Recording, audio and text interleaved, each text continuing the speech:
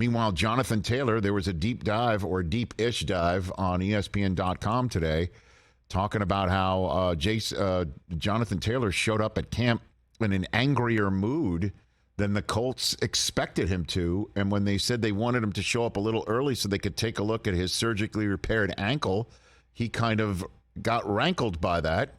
And they were caught flat-footed. And it's like, hey, he's on a walk here.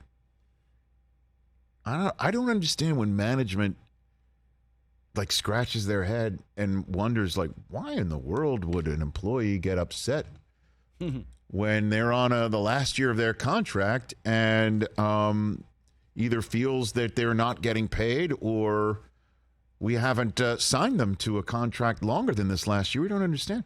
I'll tell you what, I understand what I do for a living, and what I do for a living is I do, contract by contract. I don't have a contract for life at NFL Network. I'd love to work there the rest of my career.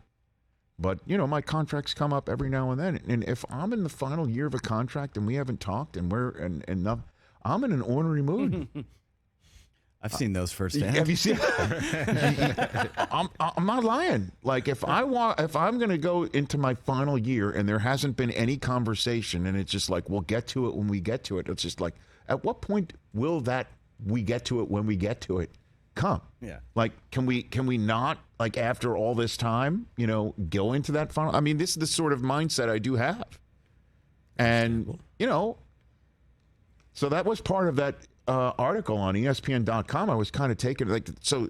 They're like wondering why is Jonathan so why is Jonathan a little bit different?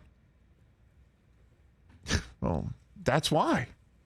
And then they invite him on the bus, and he wants a trade demand, and that suddenly becomes public. And man, and it's again like you heard Steve Sarkisian talk about Bijan Robinson and how the question he asked him is the question that all the teams asked Sarkisian.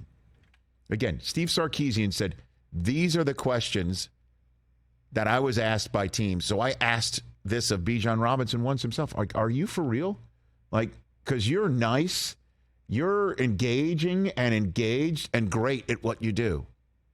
Are you for real? And his answer's like, I am who I am. That's yes, so I am for real. And all I could sit there and think during that story is like, well, 4 years from now, he's going to be one pissed off hombre.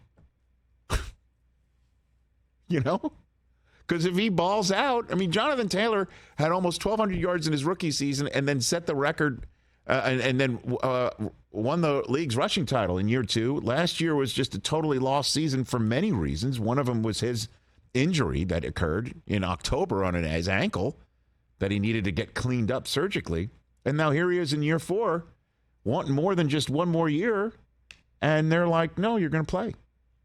And your trade demand goes nowhere. By the way, I am seeing in that article as well that Jim Irsay said that the trade is not happening, and he wants the trade, and that there are teams that are interested in trading for him, and it's not a completely out of the realm possibility from the front office of the Indianapolis Colts. If they trade Jonathan Taylor, then I have no idea what the hell is happening there. If this kid gets traded, because he is in the reality of the reality, you have to play for us this year at $4 million plus, which is less than what free agents are getting on the market who haven't had the rushing record on their resume at any point in time in their careers. And that stinks. I'm sorry, but you're playing or not at all.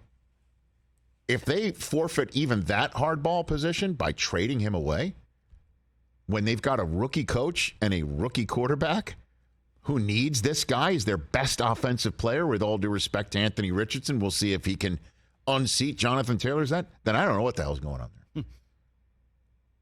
I don't think they're trading him on any planet, Earth or fantasy or what have you. Nope.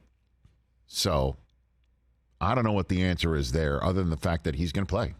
And when we see the Colts open up the season at home against the defending division champion Jaguars, they need Jonathan Taylor on that field. They need to keep Trevor Lawrence off the field. They need to put points on the board for their rookie quarterback that is facing a defense that is really sneaky good. and might not be so damn sneaky anymore. So I don't think he's getting traded. Catch the Rich Eisen Show every single day on the Roku channel, 12 to 3 Eastern, for free.